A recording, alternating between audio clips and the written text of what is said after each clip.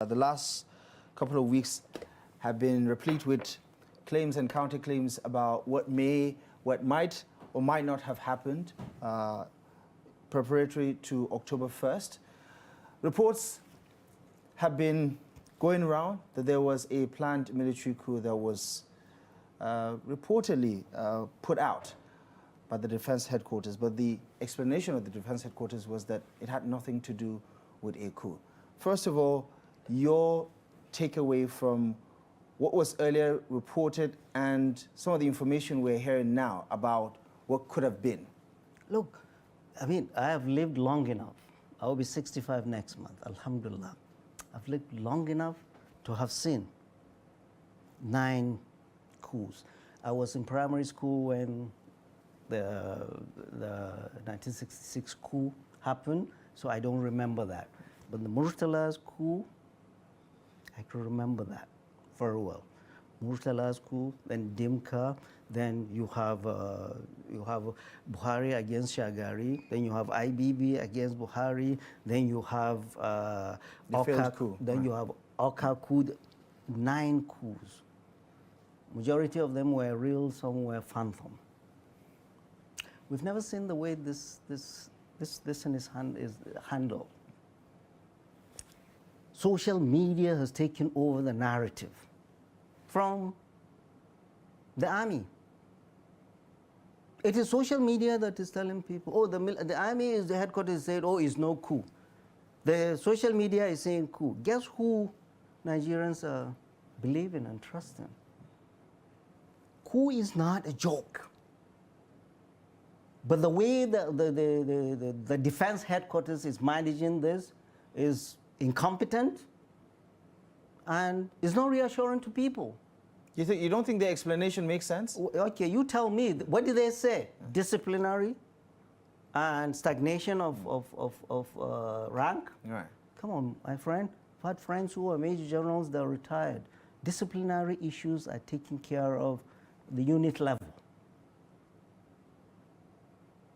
You have Defense Intelligence Agency taking care of disciplinary issues. You think something is amiss? Look, what I'm saying is that what they have done is raise more questions than answers. What they told us is not adding up. They are telling us disciplinary issues. Well, does the DIA take care of disciplinary issues, for goodness sake? Stagnation of promotion. Does the DIA take care of stagnation of rank? And they are telling us, is this mischief or what? And this is, the military is not talking. And we're hearing this all from social media, which is an indictment on the military. Social media is telling us that the social media is telling us with the picture of the National Security Advisor that most of these arrested officers were from his office. Come on, man. What operational command and capacity do troops or soldiers in the office of the National Security have? Do they even have guns there? But isn't there a high probability, Prof, let me finish. that people could be commenting on something they have very little information about? Then, look, during the military, you continue to say this nonsense, knowing the importance of this, they will get you to come and tell the truth. You don't keep telling about this nonsense when this is a serious issue. Officers have been arrested. They have families. The country is on tenterhook. There's going to be a coup. That's what they are saying. The military is saying discipline, or is saying this, and then they are putting the picture of the National Security Advisor. National Security Advisor, how many soldiers do they have? And what are they going to do? What capacities do they have? Is somebody just playing mischief with the National Security Advisor, power play, and saying it's from your office this happened? Come on, this is not a joke. The military is not handling this properly, and we are seeing lists. I don't know if you saw it on social media. List of soldiers, of officers, you don't seem too worried about the possibility of misinformation, because a good percentage of the information on social media is from the misinformation loop. Okay, look, then what is the military telling us? What is the military telling us? Oh, they said, oh, it is disciplinary issue. Oh, it is this. Oh, it is this. Oh, and then they keep quiet. We've seen how coups were managed. I mean, given that all past military coups against civilian administrations were somewhat successful, wouldn't you say that what we're being told right now, that on face value, Nigerians should take it, what the defense headquarters is saying, what the federal government is saying, to double down on this? No, federal government is saying nothing. The military is telling us that, oh, don't worry, Nigerians, just go ahead. These officers are for disciplinary issues. So we should go to bed. But in the past, the leadership of the military have also re-echoed and restated their support for Nigeria's democracy. Yeah, that is the politics. That is what you should be miming. What I'm saying is that, does that reassure Nigerians? I'm saying this is not mature, this is immature, this is not reassuring to Nigerians, and neither is it doing well to the families of these officers. They have families. They are there sitting. If it is disciplinary or something, they are painting them with coup. They are saying, a former governor, the son of this, the son of, for goodness sake, if you have a family member, is that the way you want to hear the news? What would it take to convince you, Prof, that there was no coup plan? No, the military should come and talk to us. I mean, they would say they have said enough. They haven't said enough. We are not, and the government. What has the government said? This is a government, they say they are going to do coup against you. The government, come talk to Nigerians. We voted you in. This democracy is our democracy. It's not the militaries. Let me finish. It's not the militaries or Bola Ahmed Tinubu. Come reassure Nigerians. What's happening? What's happening? The way they are managing the information, it is not reassuring. And if it is not cool, they are not doing justice to these officers. If they are allowing their name to be tainted and lists circulated, and people are looking at that list. You say, disciplinary issues and all that. Out of 10, none of them are Northerners. 8 are Muslim. The people start taking this and twisting this because there is no leadership that is taking the narrative. It is social media that's taking the narrative of the story. This is serious. This is not a joke. Our democracy has been hard fought. Many have died. And we've always said that the risk to our democracy is not the military, but the irresponsibility of our leadership that have refused to do for their people what they are supposed to do. Do you worry that this could be inevitable? What? A military coup? No, given what's been happening across the globe. Look, what we are saying, who will defend our democracy? It is us. How do we do that? By making those our leaders to do what is right. The military doesn't jump just from the sky in an abstract. Our democracy, we fought for it 26 years. People have died. Many people have died. So if anybody thinks he can come and do this, or the military is being blasé about this, the military, you need to come and reassure the nation what is happening. What is happening? The government, on whose behalf the military is doing all of this, should come and Mr. President, come and talk to us. So it's not enough. It's not enough that the Minister of Information has over and over again. No, it's not enough. He doesn't know anything. He probably reads from social media. This is not a joke. You don't value anything that comes from the government. No. Look, there is no trust. Go to the market. I don't know if you go to the market or you send your driver a big man. Go to the market and see. About the only institution people have trust in is the military.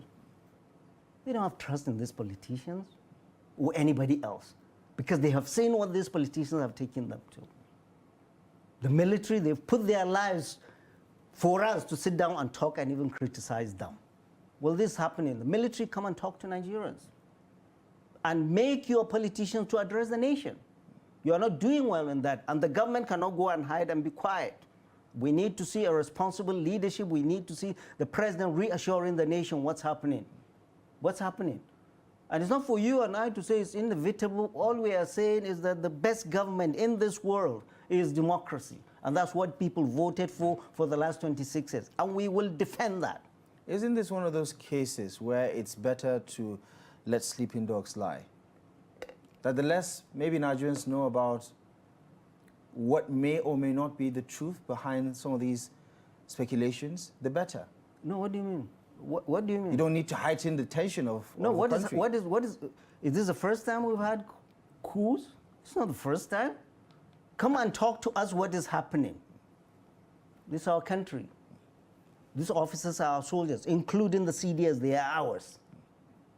These officers that are arrested have children, have wives, have fathers, have mothers. This is our country, this is not a foreign country. The leadership of this country needs to address this nation and reassure us what's happening. What's happening? And this should be a wake-up call, whether this is real or phantom, for our leaders to do the right thing. For our leaders to do the right thing. We've just been showing this. Hunger in a land of plenty. Children are not going to school. Insecurity all over the place. The pulse of the nation is foul. Go to the streets and find out.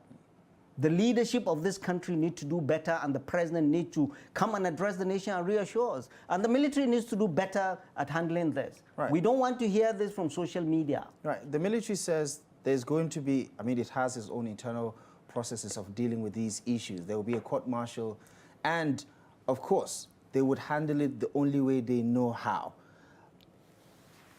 Do you consider those explanations? I mean, clearly you think they should be saying more, but in terms of what you want to hear that may or may not reassure people that share your concern or frustration, what do you think the government, the president today, if you're calling for him to do a State of the Nation address, what do you expect to hear from the president? Right, the president addressed us on what's the emergency rule in Rivers.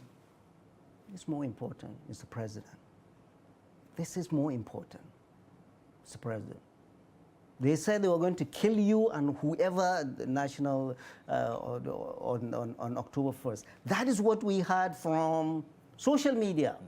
And that's what people hear. Not the military. The military is countering nothing. Like the military is allowing this flame to go. Oh, we've said it is disciplinary. We didn't say it's coup. The military never mentioned the word coup. All this is trickling from social media. Don't we have political leaders? The military are not our leaders. We didn't vote for any general. We voted for our political leaders. Where are they? Where are they hiding? Where are the ministers? But Prof, don't you think the president and his team know a lot more about the situation? Then they should talk to us. We are what if entitled, there's nothing to tell you? No, then talk to us. We're entitled to know. We are entitled to know. We're not kids. This is not a military government that you hide anything, you say you know everything. No, Mr. President, you don't. You have a constituency, Nigerians are your constituency. They voted you in. We didn't vote for any soldier. We voted you in. And we are saying you should address the nation and you should ask the military to handle this better and reassure this nation. And here you are. We are talking all of this, Abdullahi, in the background of a toxic religious falsehood in this country. And then you're throwing this in. And then you're bringing the list of all Muslims. I went to Kano. The youth are telling me, what are we doing? What are we doing? I was asking, an obedient was asking me, oh, that former governor, I'm sure is Peter Obi. They don't want him on. These speculations continue if we don't have leadership to come and talk to Nigerians. And they will continue. It's very, very important. Don't think you know better than us. You don't. Okay. As you did say, it begs for a lot of answers, but the more you talk about situations like this, you feel there are so many unanswered questions. For want of time, Prof, we're going to have to end the conversation here. Thank you so much for joining us on Daily Politics. Appreciate you for stopping by as always. Thank you very much for having me. Thank you so much for your time. Right. That wraps things up for tonight's edition of the program. Thank you most kindly for your time and company. Daily Politics returns tomorrow, live and exclusive on Trust TV. Until next time, I'm Abdullahi Ahmed. Thank you for watching. We'll see you soon.